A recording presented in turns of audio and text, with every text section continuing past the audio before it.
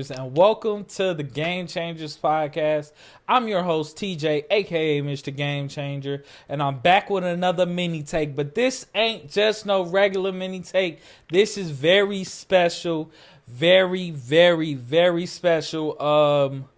I got my mother here, the one who birthed me, the one who conceived me, thought about me, dreamed about me before I came back in the 90s, the 80s, the 70s, the 60s, all the way back in that age. Today is my birthday. Happy birthday to me, but I'm introducing my guest today, special guest, birthday pod, birthday mini take, my mom, Ericka Marie Hamilton. Let's clap it up for her. Woo! How do you feel, Ma? I feel pretty good, son. I feel pretty good. Okay. I'm very proud of you. Thank you. So I invited you on here because it's my birthday, and why not have a birthday podcast with the woman who created me? So let's start from the beginning, Mom. Okay. Let's start from the beginning. Let's talk about it. Even before I was born, like, what was going through your head? What was life like? What year was it? What was going on in your life? You are hilarious, son. Yeah. But I can tell you, well, when I grew up, I never dreamed of really having kids. I didn't have dreams that I would have kids. Okay. Or even get married, for that matter. Mm-hmm. It wasn't until, let me see, what was the year that this dream popped in my head? Let me see. Okay. I got married in 96, and I met your father in 1994. Okay. It wasn't until I met your father, the day he walked into my life was the day I could see myself having children. And so I would say that you were a thought that popped in my head as of 1994. Okay. I guess your father had that same dream. And so 2 years later, we were married in 96. And then 2 years later, you came in 98. Okay. But 98. My entire marriage, especially as of 96, I could always see myself having you because your father was up front when I met him as a younger man. He told me he wanted 10 kids. Ooh, that's that Mississippi coming out of him. 10 kids. He said he wanted 10 kids. Was you entertaining that? Like, well, I thought he was joking. I thought he was joking. Okay. So this is why the idea of kids came to mind.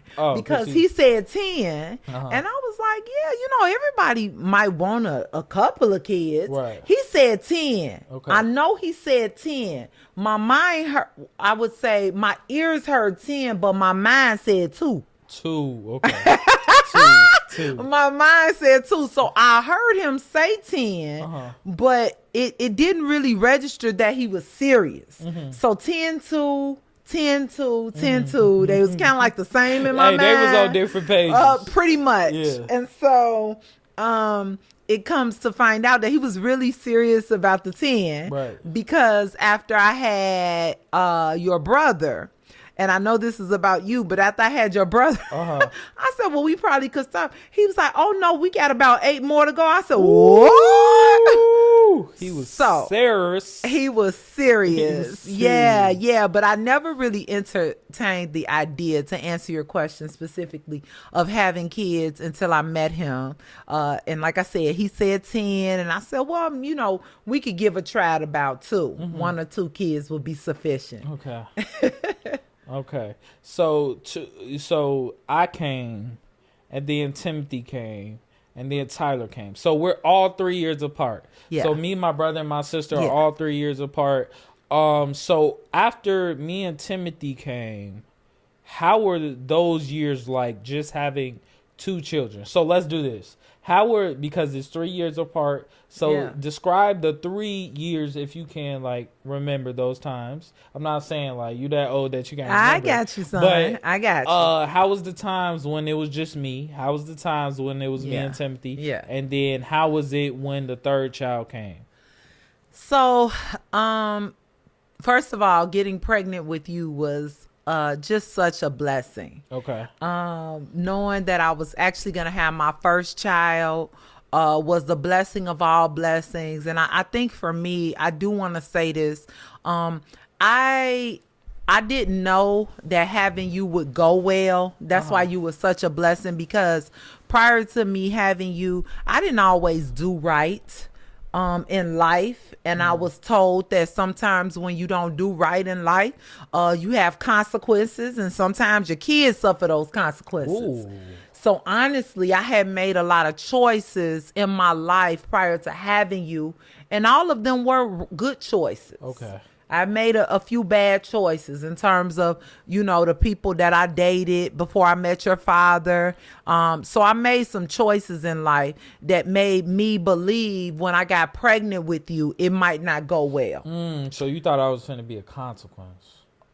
Well, I had some fear that something may go wrong with my pregnancy. Yeah, absolutely. I did. So there was some fear there. But your father, he was a trooper. Okay. He always believed that you was all right. He said, man, my son is all right. Because God, I said, how do you know? He said, because God told me. Yeah. And I said, well, Lord, if you told him, I guess he's all right up in here. And I think I get that from him because, like, I be optimistic about literally everything. Like, even with my fiance, I be telling her everything gonna be well. Like, we be having conversations about the wedding. She be stressing sometimes. Yo, everything's gonna go well as long as me and you together and we doing this together. It's gonna go well. Yeah. So, yeah, your father, he came on with it. He was like, God told me. So I'm like, God, if you talking to him and if you told him, then I'm just going to go ahead and believe him, right? Because your father had, and he still has, this crazy faith. Okay. Right. So I knew that you were okay. And as far as my pregnancy goes, nothing really went wrong. Every doctor's appointment I had went well. And you were actually, I don't know if I ever told you this, the doctor said that your birthday or your due date was December 28th. 1997. December 28th, 1997. Real birthday. That's when the doctor said that he was coming, right? For all y'all horoscope, or what is it called? The signs. Yeah. Figure out what date or what sign that is. Yeah. Okay. I don't know. I'm not really into signs anymore. I used to be because I'm a Cancer. Okay. I know that because I used to be. I only knew my sign, but by the time y'all came on, I stopped doing the sign thing. It's actually witchcraft, but that's a whole nother show.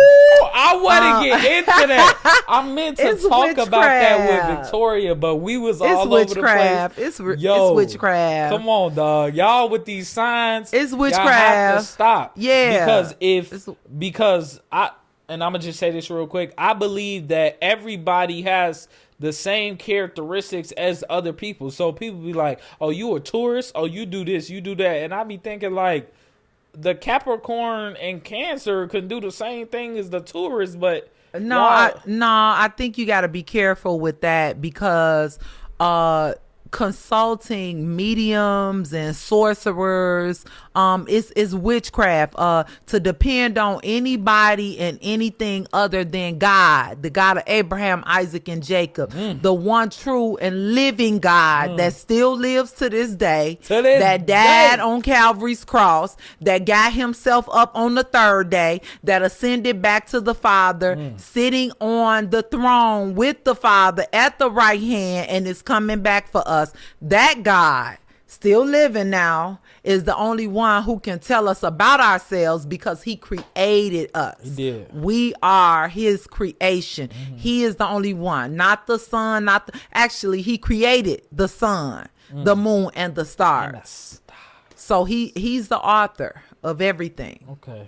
So that's why I kind of I kind of moved away from signs and stuff. And I'm not gonna lie, I don't know if you got that from me, or I used to be into that. It's called astrology. Astrology. There we go. That's the correct word. I used to be into astrology. Okay. Because I'm thinking the signs gonna tell me who I'm gonna marry. The signs gonna tell me what I should be doing in my life, what job I should take, when I was gonna hit the lottery. America got y'all. The signs would tell me what kind of day I was gonna have.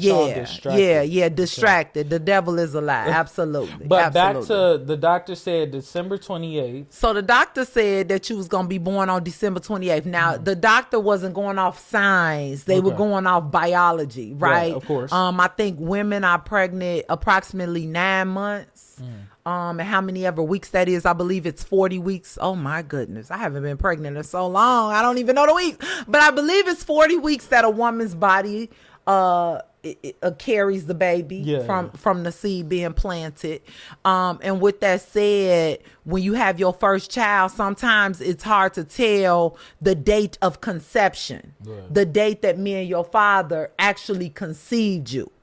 So number one, I think that date could have been off a little bit. Okay. And then number two, I wanted my body to go into natural labor. I did not want to have any type of medication to throw my body into labor. Got you. So my body wasn't exactly going into labor. My water hadn't broke. I wasn't dilating. I was walking and everything. So by you being my first, they said, well, we will give it another few weeks to see, even though I had gone past my due date. You didn't come to January 15th. So we went into the hospital on a Tuesday. You was born on I believe it was that Thursday. So we went in Tuesday morning. I was in labor with you for about 48, 2 days or more. 2 days? Because does labor mean like you're in pain for 2 days, or? Well, it all depends. I went into the hospital and they had to give me medication called Pitocin. Okay. That I didn't want to throw my body into labor, which again is why I was pregnant with you for so long. Okay. I shouldn't have been pregnant that long. They shouldn't have allowed me to go that long. They found out later. Okay. Why? Again, the medication Pitocin, because I didn't want to have a cesarean. Okay. You know what I'm saying? Yeah. So the medication they gave me is called Pitocin. It caused my water to break. Okay. And once the water break, you got to stay in the hospital. Okay. Once your water break. So I'm in the hospital, but I'm not dilating. So I only dilate to about 4 centimeters. And I stay there the entire time. They're giving me more and more Pitocin, but your heart rate is dropping. Okay. So they say, well, we got to get in there and get you. So now they about to do a cesarean on me. And I started crying. Now, I wasn't in pain because I also got my mom, obviously went to the hospital with me. It was my mom, my dad. Shout out to grandma. My mom, shout out to my mom, shout out to my dad, shout out to Frank. That is my their big daddy, my father in love. Shout out to him because he was at the hospital. Everybody was at the hospital when you was first born. I mean, everybody. Anyway, y'all, everybody, the whole family was up there waiting for you to come. I got an epidural as well, which made sure I didn't have any pain. Okay. So I didn't have any labor pains with you because I was numb. Oh, okay. The Pitocin was causing your heart rate to drop. So doctor was like, we got to get in there because she's only 4 centimeters. My mama said, wait a minute. We gonna have prayer and then we gonna do. And so I started crying, not because I was feeling pain, but because remember, you were supposed to come on December 28th, right? She let me go like almost 2-3 weeks later. You see what I'm saying? Yeah. And so because I didn't want to be cut on, I didn't want them to cut me open. I wanted to push you out vaginally. Well, after my mother prayed, I went from 4 to 10 centimeters. Ooh. The wound, it's got to open up to 10 centimeters, right? So that a baby can be pushed out. but you couldn't come out through 4 because I wasn't open up. So after prayer, and don't tell me what prayer can't do. Don't tell me what prayer. After my mama prayed, thank you, Mom. After my mama prayed, 4 to 10. Oh my gosh! Boy, a work night. You was ready to come. They had to tell me to push because I had so much of the anesthesia that I couldn't feel. I couldn't feel anything, right? So they was like, push. He's ready now. And sure enough, a couple of pushes or so, you came on out. And I didn't even feel you coming out because they had given me a little bit too much of that medication that numbs you. I couldn't even walk after I had you. You came out. My mom said your eyes was wide open. She said another king is born. Boy, they said you came out like a man child. Mama said you came out like your eyes was wide open, like, hey. So she said another king was born. You wasn't talking because some of the fluid had gotten you choked up, but by me being at Christ Hospital, the specialist was right there. The ped doctors were right there, and they got all of that good, whatever it was obstructing your, you were breathing, but it had started to choke you. This mucus, they got it out, and then you started crying. You really couldn't cry. I think the look on your face when you came out was like, if somebody better clear my throat so I can breathe. You know what I'm saying? Like, you out like, what is happening? There's something in my throat. I can't talk. Somebody. Listen, you were 10 pounds, 4 ounces. And Reverend Eric came to the hospital. Shout out to Reverend Eric Smith. He came to the hospital and he said 2 Corinthians 10:4, which says, for the weapons of our warfare are not carnal but mighty through God to the pulling down of strongholds. He said, look at this boy right here, and he called you 10:4. See, that's what I love, right? I love that, like, now that and by the way, y'all, I'm finna be 26. Yeah. So 1998 I was born, but I love that I was born into this world and so many people like was showing me love, faith, you know, putting the word of God into me as soon as I'm like born, because it's like, I know like a lot of people, religion is a little iffy for a lot of people nowadays, but when you have that type of, you know what Christianity brings, or not just Christianity, but the love of God, that brings family, that brings community, that brings so many things. Like, I tell people all the time, like, and this, I love that you telling this story, because from birth, like, I've had a support system ever since birth. And I feel like right now I can literally have 10 people in my mind that's not in my close friend group, that's not my blood member, that I could just call right now. And they'll just pop up and help me with whatever I need, because I have that support system from my church family, from my, you know, just from people of God that love me, love my family. So that's dope. That's dope, just to hear somebody came in the room while I was born. Like, I wish I could remember some of this. Like, imagine if you could remember like the day you was born. That'd be crazy. Everybody was there. They was so excited to see you, TJ. Everybody was there. And if they didn't come, when I say everybody that we loved and that was close to us, they made their way to the hospital, you know, just to celebrate your birth. It wasn't anything wrong. They just wanted to celebrate the fact that you came into this world. And if they didn't come to the hospital, they called. Man, Reverend Dr. J.C. Smith and Sister Willie M. Smith, the pastor of Bethlehem Temple at the time, they called us and checked on you, wanted to know that you was okay, that we had made it home from the hospital, and that we were fine. So many people celebrated the fact that you was born. And like I said, my mother said another king is born. Another king is born. So yeah, a lot of love when you came into the world. A lot of love that people poured out at the baby shower. Man, I had a dope baby shower. It was so many people that came to the baby shower, just pouring gifts. I didn't really need or I didn't have a need for anything when you got here. I'm talking, well, I breastfed you. I breastfed you. But after that, I had milk and food for months and months. I had clothes. I had Pampers. You didn't really want for nothing, TJ. You was a spoiled little boy. You Really? said 3 years. You before your brother got here, you was the only kid. You had your own room. He had so many toys, man. Like you was a spoiled, happy. You was spoiled, but you was very happy, TJ. You was happy. You was a happy kid. Yeah. You was cool, but you happy. You know, it wasn't too many things that upset you.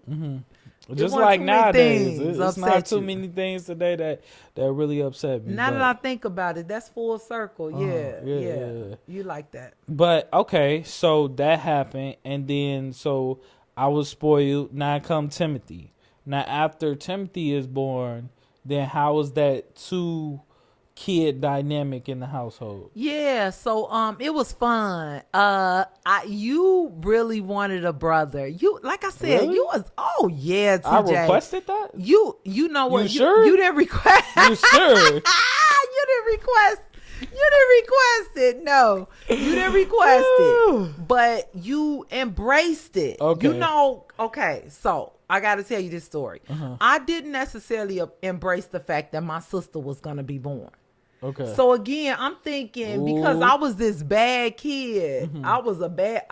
Well, my mother got to tell you the story, but I didn't. We gotta have grandma on the pod. Yes, yo. Listen, I wasn't too receptive to Samantha coming into this world, right? And it was like crazy circumstances, but that's my mom's story to tell. But so I kind of thought because I had these issues, remember now, I thought something was going to go wrong with you because of all of the bad that happened. And you were this healthy 10-pound baby, 10 pound, 4 ounces, 19 inches long, young boy that came into the world, man child, we used to call you. And then I didn't have the best attitude when my sister was born. So maybe that would jump off to you. But God is so gracious and he's so good because you didn't get any of that. You really embraced Timothy. I am so serious when I say this.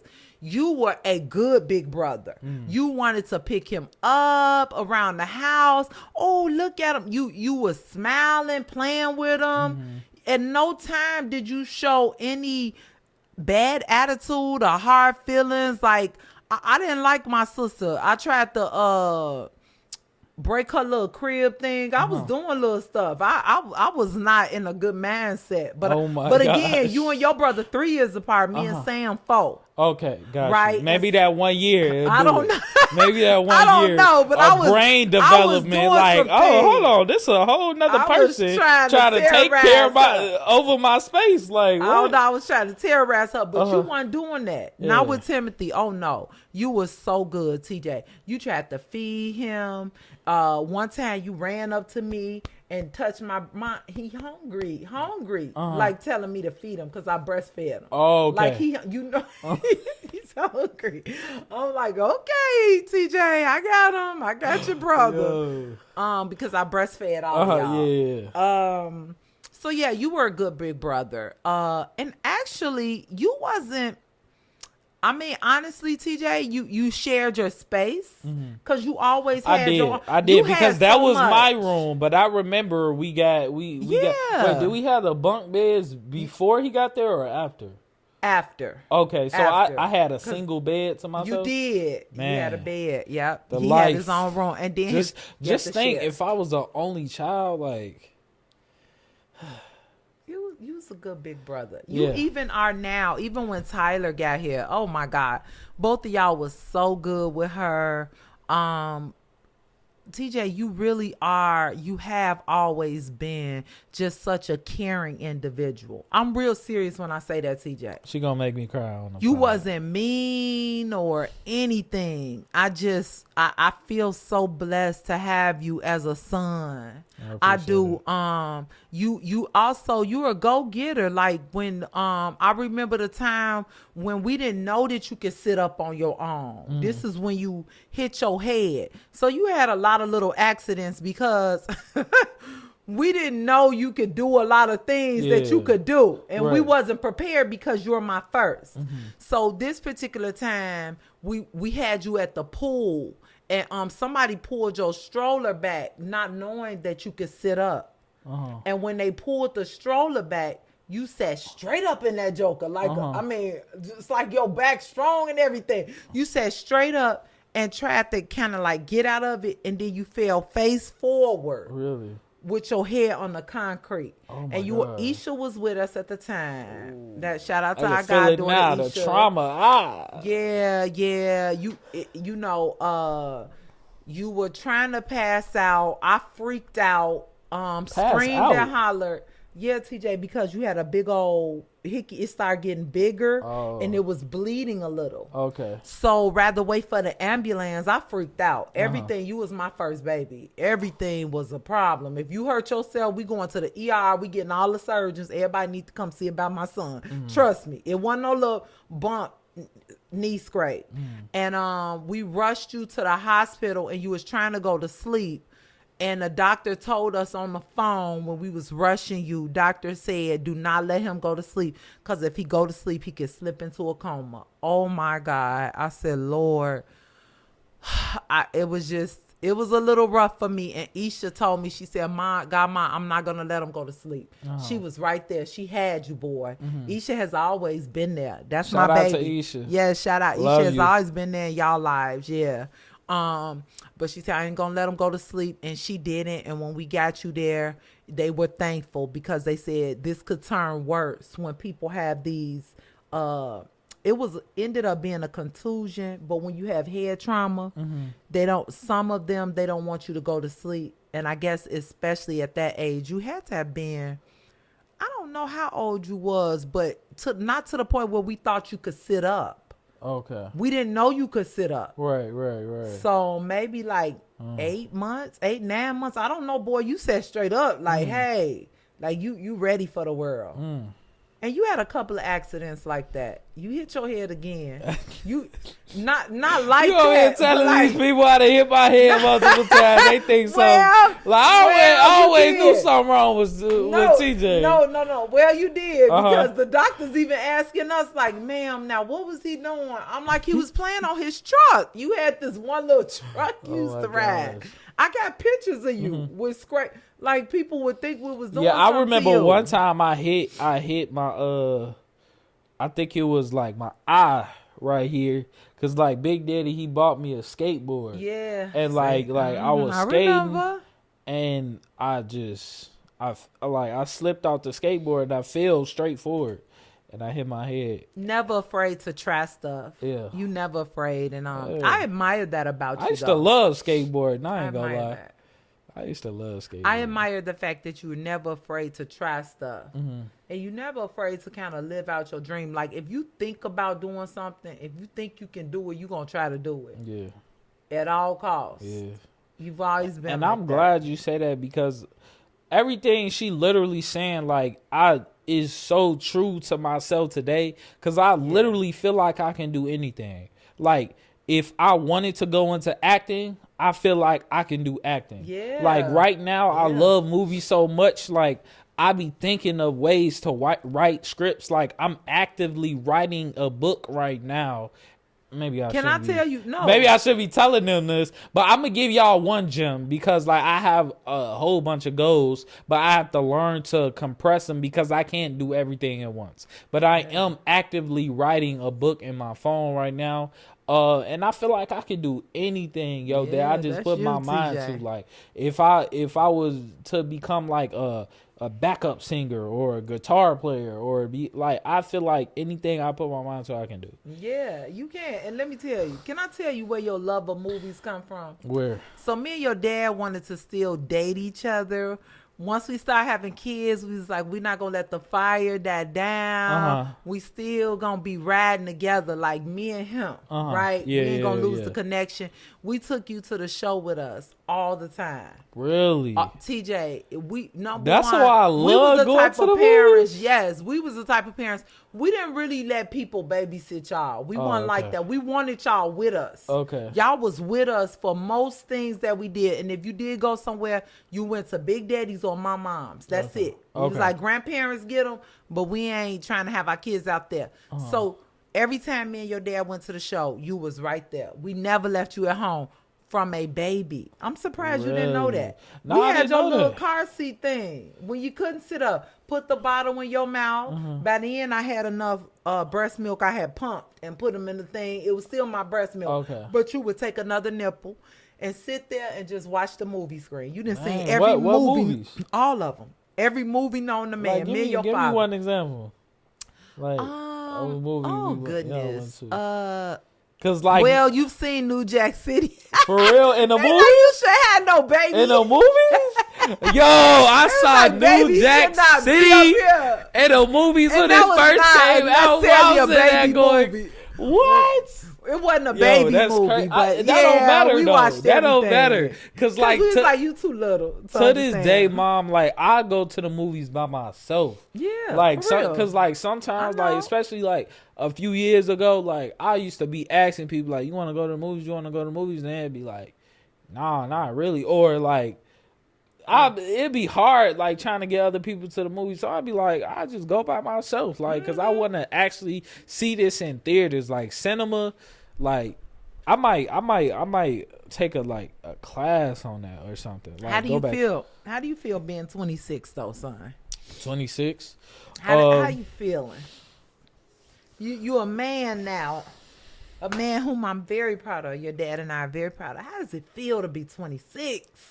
You got your own place. God allowed you to go through school, to graduate with a bachelor's degree in communications. Yes. Get a good paying job. You living on your own. How yes. How do you feel? I don't feel- make you go to church. You come because you love God. You I love the do. people of God. You serving in ministry. I You're am. getting ready to get married. How do you feel, son? Man, that's a lot. Yeah, God is good. I feel good. I feel blessed. I feel like it's just a blessing to see 26 honestly living this life, because the world is always going to be what it is always going to be ever changing, but just to be blessed in, you know, just good health, good people around me, like I feel great. I feel great, and I don't think I can feel this way without the people in my life. Like I don't want to credit none of this to me, because like I wouldn't be where I'm at without y'all. I wouldn't be the place where I'm at like without my fiance, like just people like my support system. And I think about that a lot when I think about having kids myself. Like I want my kids to have that type of support system in their life, so they can grow up like similar to how I did, and even better. Wow. So like Wow.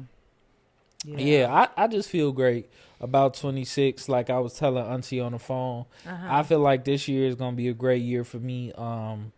And I just feel great. Yeah. I feel great.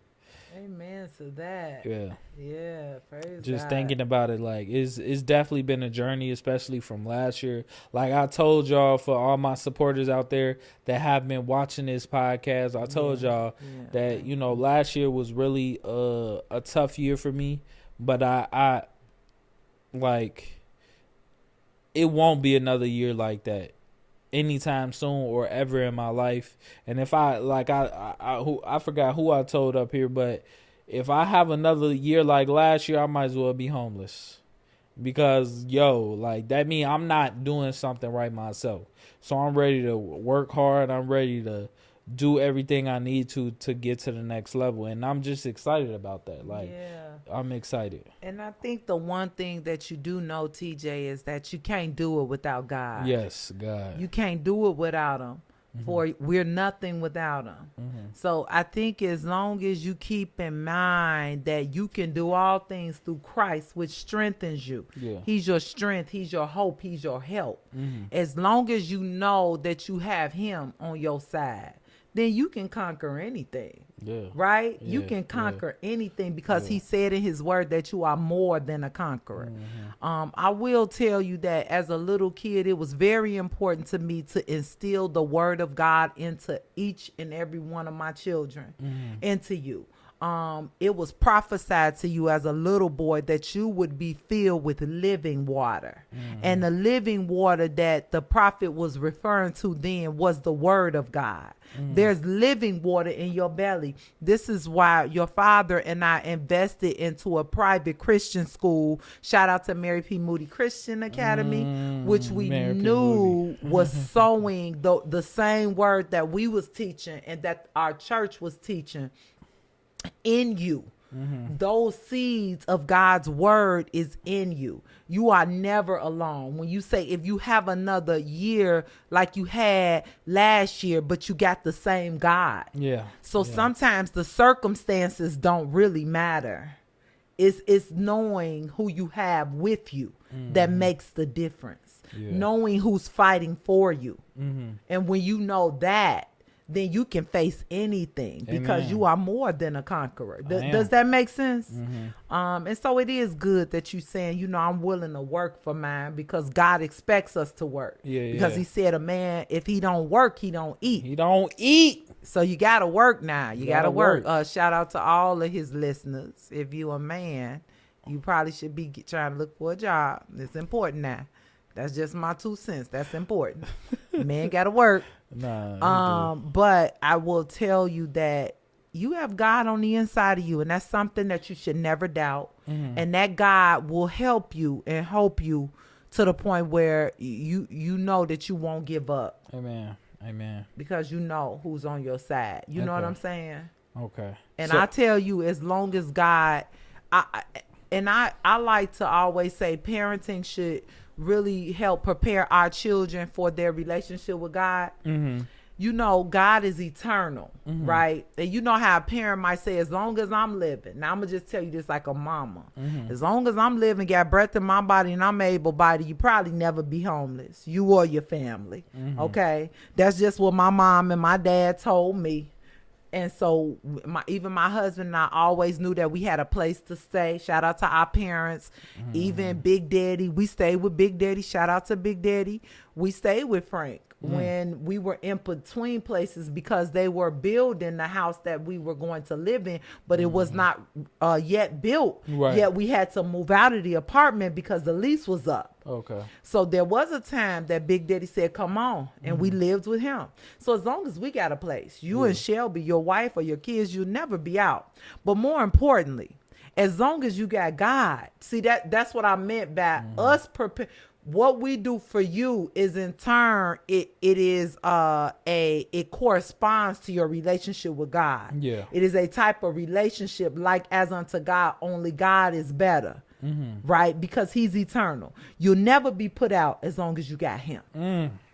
Never. Now just like my daddy. She's also a preacher too. I'm not. So she'll get down with the best of them with the preacher. I just try to encourage you. I'm just trying to encourage you. I appreciate it. Because when my dad was on the pod, he was finna start preaching too. No.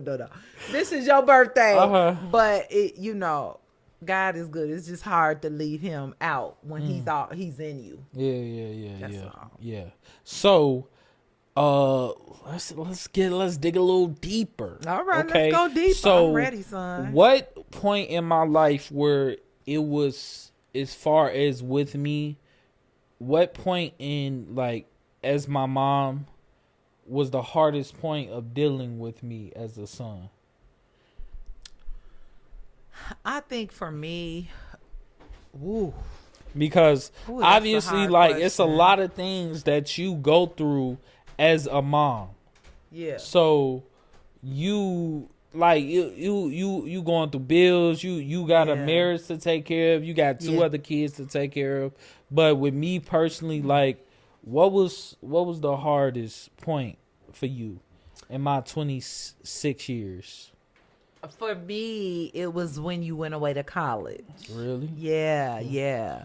Not me being bad in middle school, high school, none No, of that? not at all. No. Okay. TJ, you wasn't really a bad kid. I wasn't. Hold No, on. no. Tell them that. TJ wasn't really a bad I kid. want you to tell them that. I know this show is not about him. Out of my 3, my middle one was the most challenging in school. But TJ, you really and you she's wasn't a saying bad that kid. she was challenging, but watch y'all mouth. I'm just saying that. Watch our mouth, all right? Timothy, talk about Timothy's greatness real quick. Oh, all of my children are great. Yeah. Actually, Timotheus means one who worships God. And our pastor had just mentioned this in his sermon on last week. Keep my name out your mouth. Look. Because the person that you are talking about, you better watch it, because that's the person. If God is blessing them, then you cursing yourself. Yeah. So you got to be careful when you talk about God's people. Yeah, come on. And all my children. Yeah, and I'm belong just to saying that God. because my brother, He's a lot great. of kids are All of bad, them are great. but you know, she was just talking about her challenges as a mother. I just want y'all to watch y'all mouth. That's it. That wasn't That's it.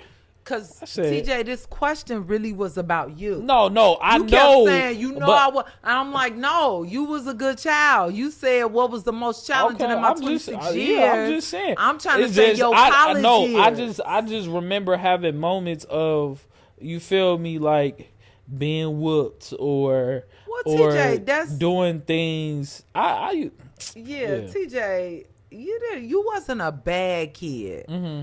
I can't even remember. I if just did whooped bad you, things sometimes. Yeah, and if I whooped you, what was it? For not doing the dishes? Is that what you want to talk about? No. Like, I require a clean house, people. And when my kids don't clean up, yes, that's a whooping. Because I just cannot stand it. Y'all used to whoop me for losing my glasses.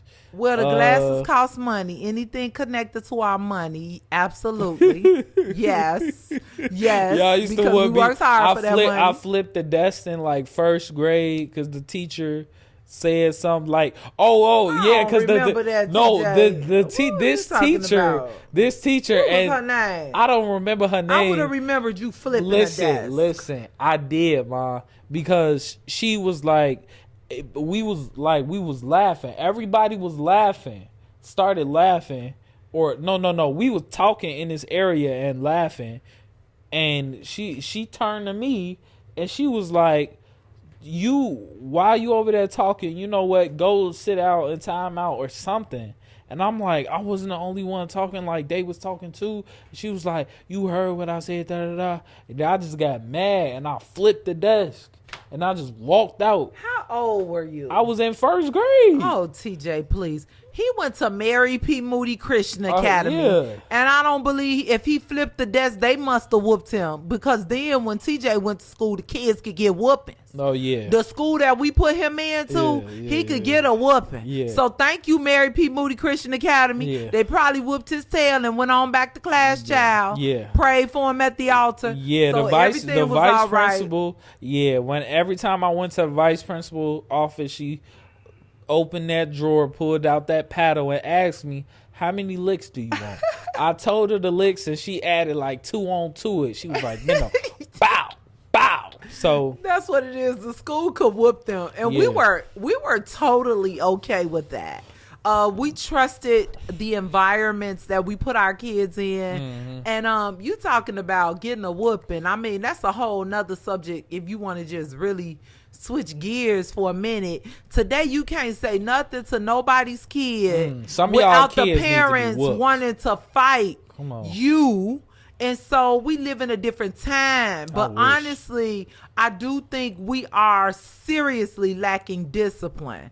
And that just means sometimes you got to do what you're told, whether you feel like it or not. You got to do what you told, even if it's not right. Because one thing about trusting God, even if you're told to do something, let's say I would say that you feel is not right. If you trust God, and if you obey those that have rule over you, and again, I'm not talking nothing crazy. Nobody told you to walk off a bridge. They simply said it's probably not acceptable for kids to be turning over desks. Yeah. Okay, that's an unacceptable behavior. Yeah, Unacceptable. or even using profanity Unacceptable. in the vicinity of a teacher. Unacceptable. That's crazy. Unacceptable. A whooping. You need a paddle. Consequence. We need to start bringing paddles back in these schools. They'll never do that. Man, these middle schoolers need some. They will never do that. But I tell you one thing: if you don't discipline them at home, and the institutions that they go to are not allowed to discipline them, no one's allowed to discipline your child, then what happens is the world will get a hold to them. And when they discipline them, when the officers discipline them, you won't have a thing to say about it. And that's going to be unfortunate because they don't discipline with love. For the Bible says he chastises whom he loves. And so sometimes, and again, this is within a context where I fully trust the environments that I put you all in. I did not take y'all places where I felt like people would harm you or tell you to do something that wasn't for your own good. Right. Now, so if you got your kid in an environment where you don't trust the people that they're with and you don't think it's a good environment, you might want to rethink that environment that they're in. But just in terms of whoopings and that being kind of taken out of what I would call maybe the school system. I don't even remember why it was taken out because I got paddle on my hands as well. Oh yeah, them and rulers, I didn't feel like that teacher loved me. But I got paddle with a ruler. Hey, they don't need to love us though. They need to educate us and get us right. I'm fine. I ain't crazy. Yeah. I ain't went to kill nobody. I'm not a psychopathic. I'm not traumatized because the lady hit me on the hand with a ruler. Right. And I got whoopings. Come on. And I'm fine. That be them crackers. You feel me? The crackers? Yeah. Who are them? White people? Oh, okay, TJ. I didn't know we was calling names on this show. All right, to all the white people, I love y'all too, son. And I didn't teach them to do that. Yo, but you would agree that more white people be like with the school shootings and all that, like they be going crazy. Don't you think so? Or, you think it's even like with black people and white people? So we talking about discipline within the school context, right? Yeah. And you're saying because they don't get whoopings that they go. Oh no. That's not what I'm saying. Yeah. I'm saying like, let's say if they don't get, okay, so yeah, that is what I'm saying. So if they don't get disciplined like that at home, but then at school, like a certain teacher, I'm not even talking about putting their hands on them, just a certain teacher talking to them a certain way and they feel like that's disrespectful. You get what I'm saying? So let's take this off of white people because I was obviously joking, but I mean like kids nowadays, like if a teacher say something to them and they feel like it's disrespect, kids nowadays feel like they're obligated to say something back because why would you disrespect me? Who are you to do that? Right. When it's like, no, I'm just giving you a command because you're talking while I'm talking in class. So that's what I mean, discipline. So see, what discipline teaches us is that there is a time to speak and a time to refrain from speaking. Yeah. What discipline will teach us is that every comment doesn't warrant a response. I even teach my students that if I didn't ask you a question, then I don't require an answer. So when we talk about the different types of sentences, I put it to them this way. I said, what kind of sentence did Miss Hamilton speak to you? Yeah. And sometimes it's imperative, declarative. You remember the sentence types. And if it's not a question, it doesn't solicit a response. It's simply, this is what I want you to do. So just do it, please. And I respect my students. I treat them like I would want to be treated. And I say, please. I say, have a seat, please.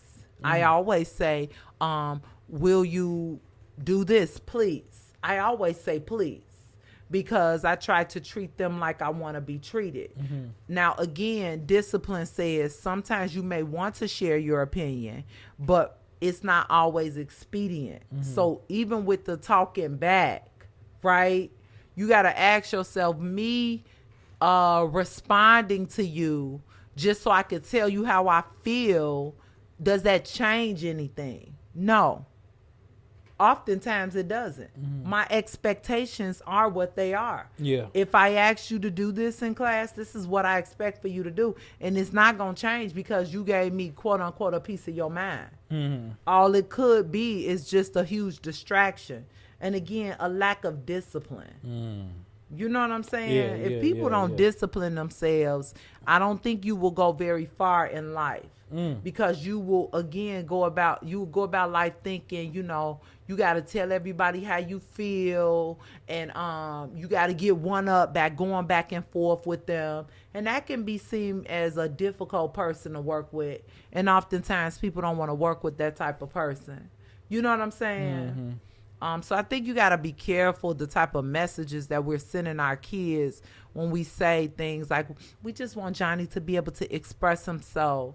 You know, I just think in all circumstances, it's not expedient. Yeah. That just means it doesn't apply to the situation. Yeah. If you at home having a conversation with your parents, you know, a designated time where you can express how you feel, that's appropriate. Go right ahead. And then you have these conversations. There are certain times where you have outlets for that. Okay. But then there are certain times it's not. If the teacher is teaching, she only got so long. Yeah. It's not time now for everybody to know how you feel about this. Go home and tell your mama. Or maybe in the SEL, we call them social emotional learning lessons. You might have a chance to express yourself then, because I'm not saying what children have to say is not important. And I'm not saying that they shouldn't have an avenue where they get to express themselves. I'm saying they should know when that time is. Right. Okay, so we kind of got off topic, but back to the hardest time. You said me going to college. Oh, that's what I said, right? Yes. You went to this time when you overthrew the desk, son. You take me all off the subject. Well, as I was saying, I would have to say college, because I think it's when I noticed a change in you.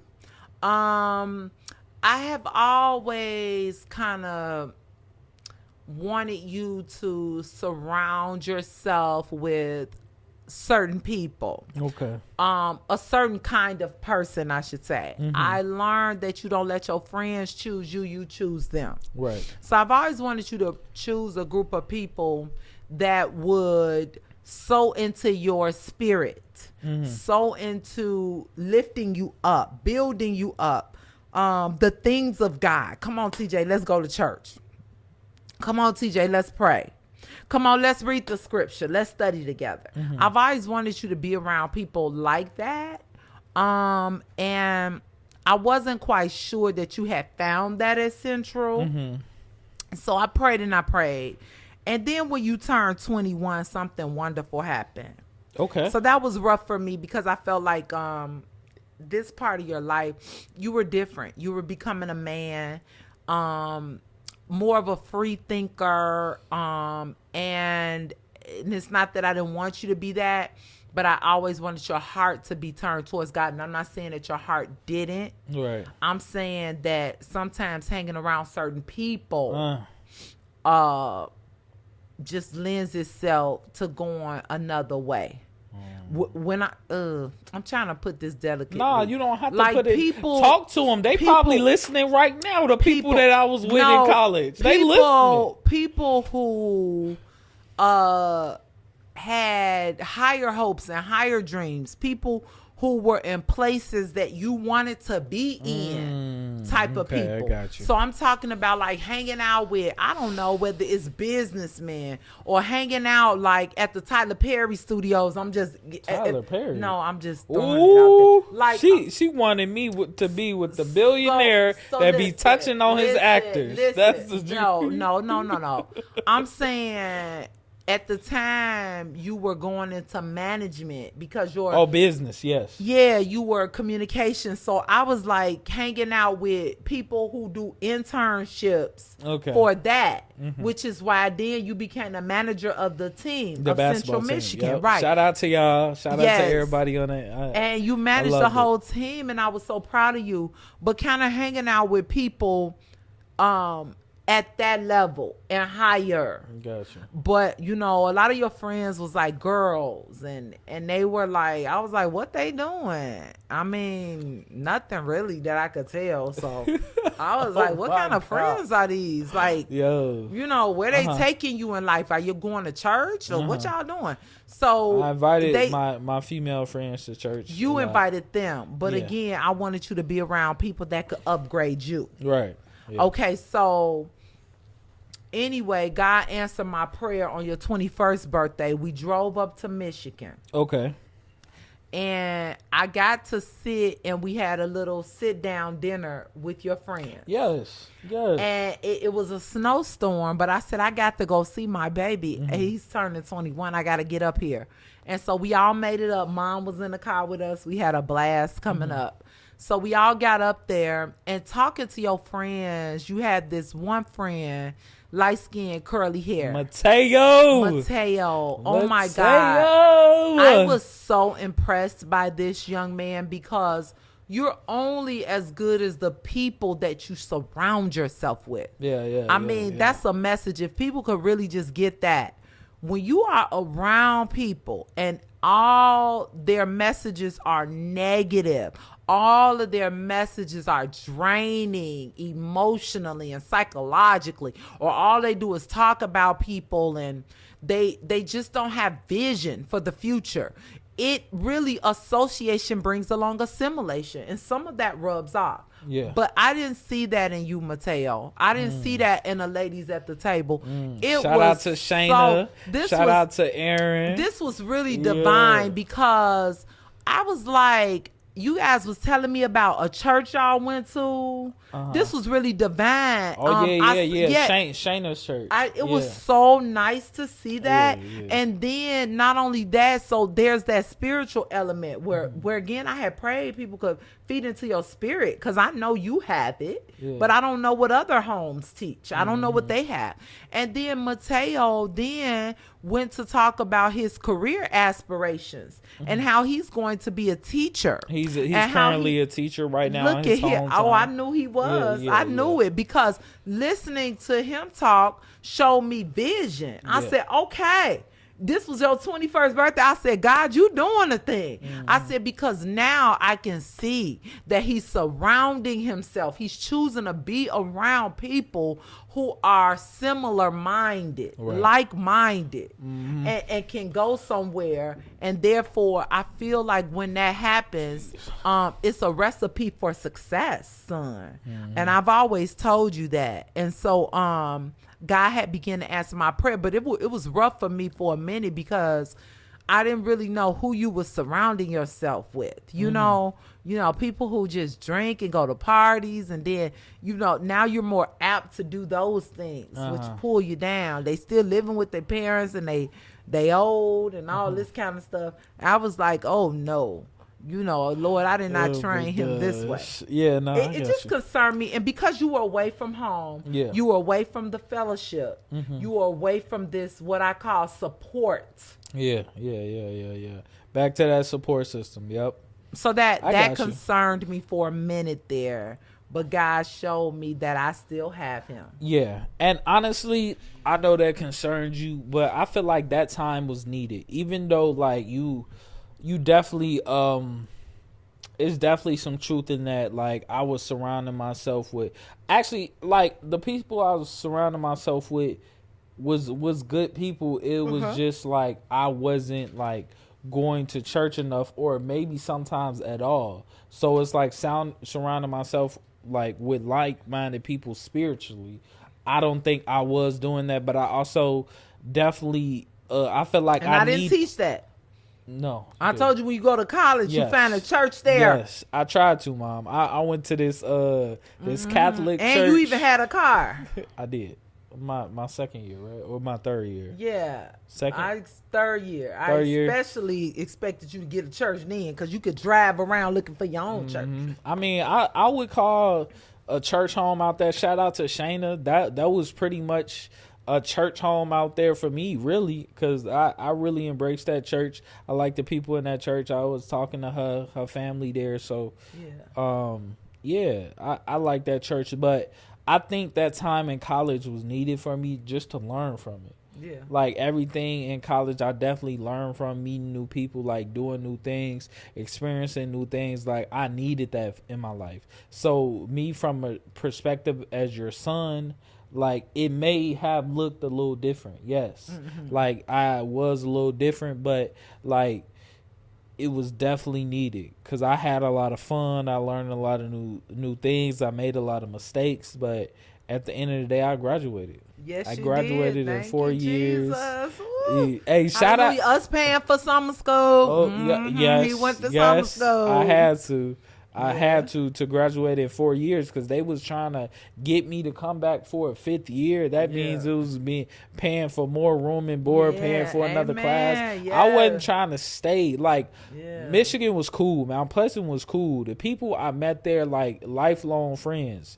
But it's like I wasn't trying to stay there a 5th year. So it's like I had to get up out of that. Shout out to my French teacher. What you did for me before I graduated, I never forget. Shout out to you, cause I was doing well in the class, but as far as like speaking and with the test, it was all online. So I had I'm not gonna lie, I had a bunch of work missing. But she was like, okay, if you do this work, like I inch up your grade so you can get what you need to graduate. Yeah. But that's called favor. That's called favor. Shout out to her. Never dismiss who you connected to, and never underestimate the power of prayer. Yeah. We was praying for you, son. I'm glad. We was praying, and you graduated in a pandemic. Shout out to Bethlehem Temple Missionary Baptist Church. No, it didn't mess it up. They did. Because I had you had so many the time. plans. You had the time of your life. That first semester of my senior year, it was lit. Like I went to more parties than I went to my whole past 3 years. God knows, don't he? He probably needed to slow you down so you can take care of what you need to take care of. Listen, God knows. Listen, God knows. The pandemic was the best time of my life because I had my family at home. Okay. We had dinners. And shout out, I'm going to say it again, to BT. Because let me tell you, they showered you with love, honey.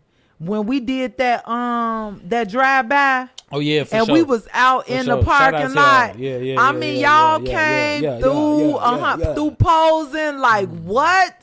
We was celebrating on Beyonce. Yes. We celebrated your graduation. That's the song you had us play when we was all standing out there. What is it called? No. Beyonce. Where my thing? Beyonce. The drum roll. The formation. Was it formation? No, that was one of the songs. But what was the what was it called? I thought it was a graduation like March. Yeah, it was that concert though. Coachella. Yeah, her Coachella it was so good. Lineup performance. It was so good. Because she wouldn't let me play no other music because she don't really like cursing. So I had to find like a whole nother thing to play. But Beyonce, she did her thing, and it was good. They came through posing. My point is, the church came through. Our family came through. They sent you videos. They did. It was so beautiful. You all shout out to BT. Dang. So let me tell you, that was a time. Crazy. And you got to go back to Central and graduate. Yeah, I did. A whole year later. We was all up in Michigan cheering him on. Well, he did the ceremony part, but he was already graduated. Yeah. I already got my diploma. We just did the walk on stage.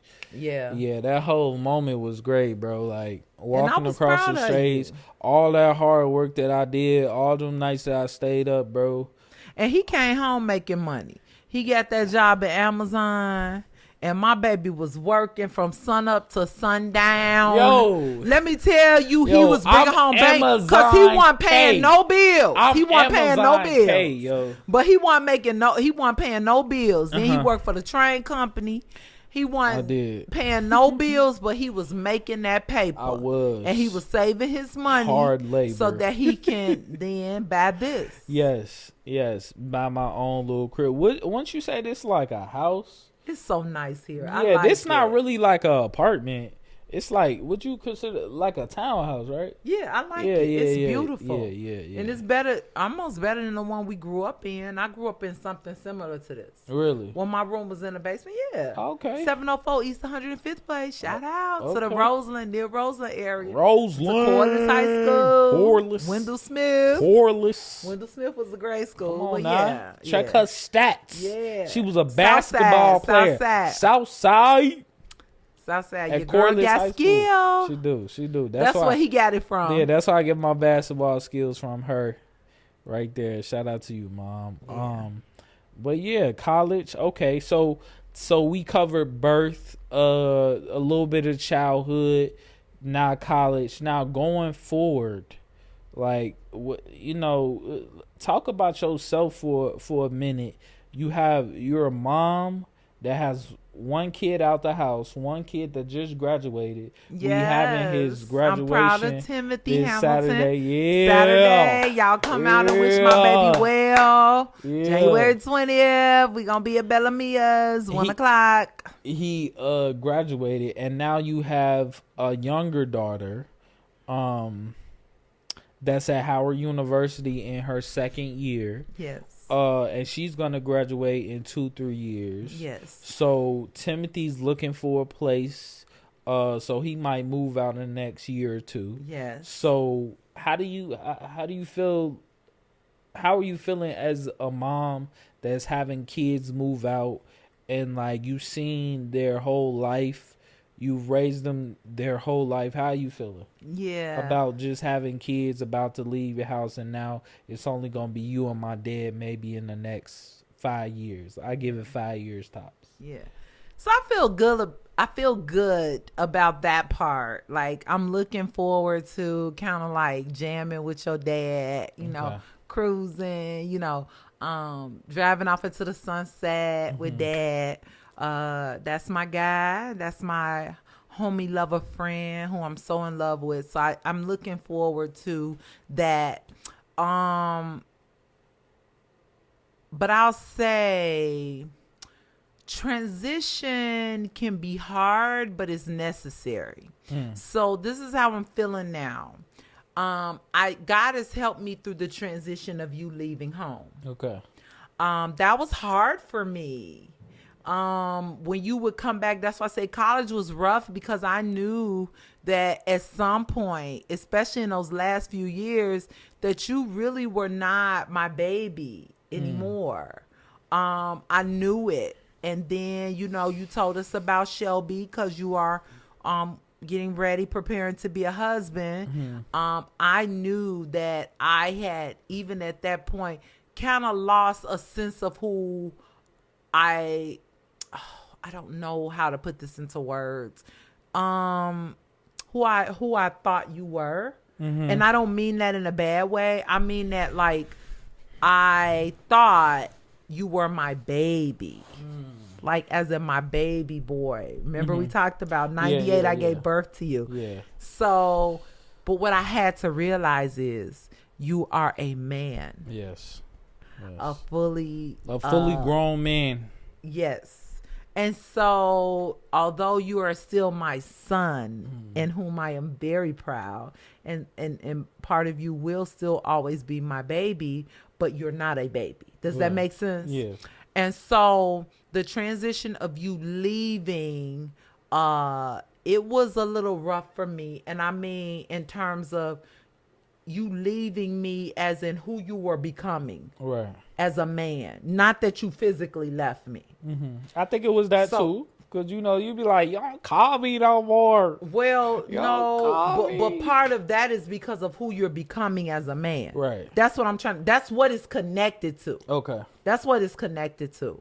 Because even if you come over now, you know, you've been different, and not in a bad way, in a good way. Right.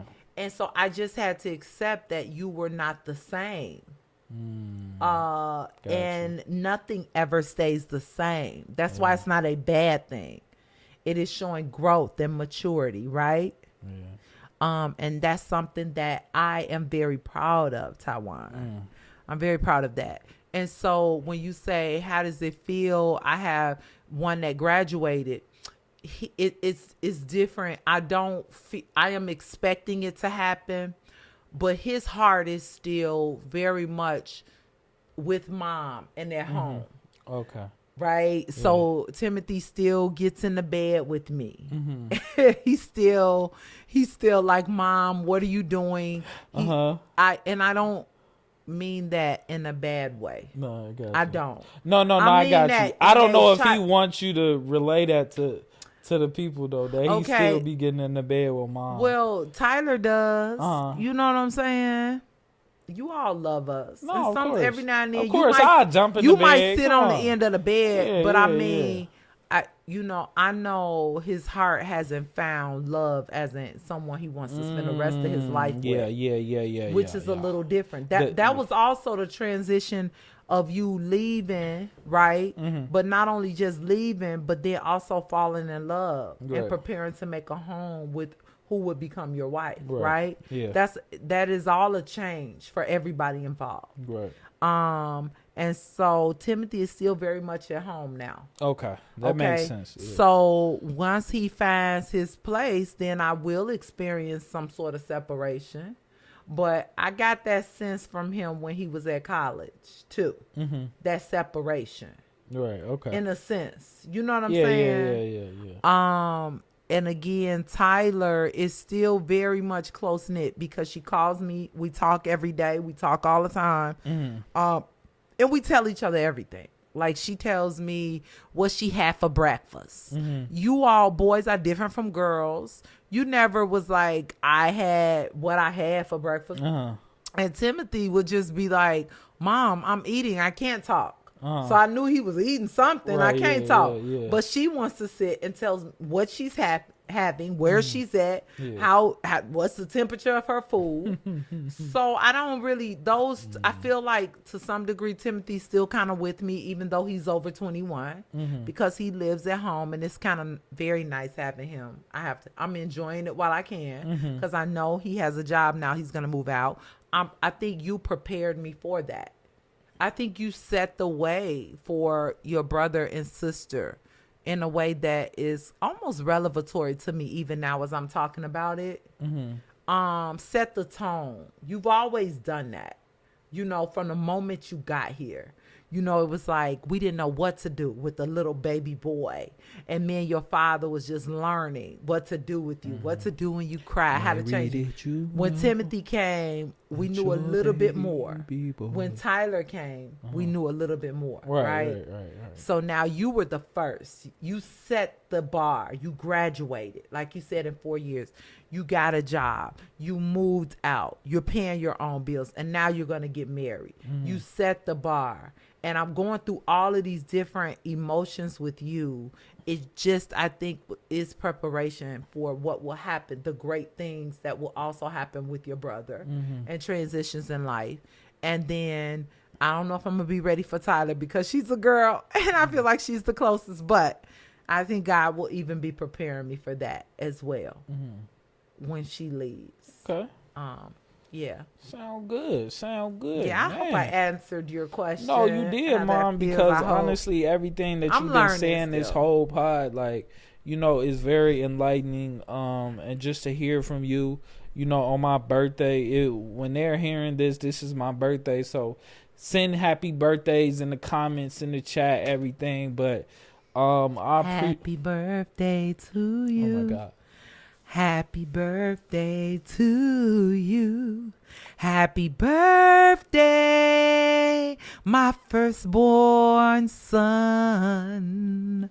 Happy birthday to you. Ooh. And many more. And many more. Happy birthday, Thank you, Mom. I TJ.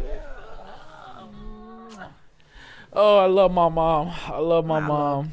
love That's why I brought you all here, just to, you know, get the people really a background on who I am, who Mr. Game Changer is, because honestly, kind-hearted, loving, caring. Honestly, as we go forward, like, I'm gonna be giving y'all this content, and we gonna go on a journey that's like no other. So I appreciate everybody who's been supporting me and everything. And before we go, Mom, I want you to tell me, because you just reminded me of something that I'm going to start asking my guest every time I have a guest. What makes you a game changer? Because this is the Game Changers podcast, and you know, it's sports and entertainment, but I also want to bring game changers up here, and every person I brought up here is a game changer in my opinion. So what makes you a game changer? So the first word that popped in my head was, by this that men will know that you are my disciples, by the love that you show for one another. I think what makes me a game changer is my love. To love like the love of Christ is to love like no other.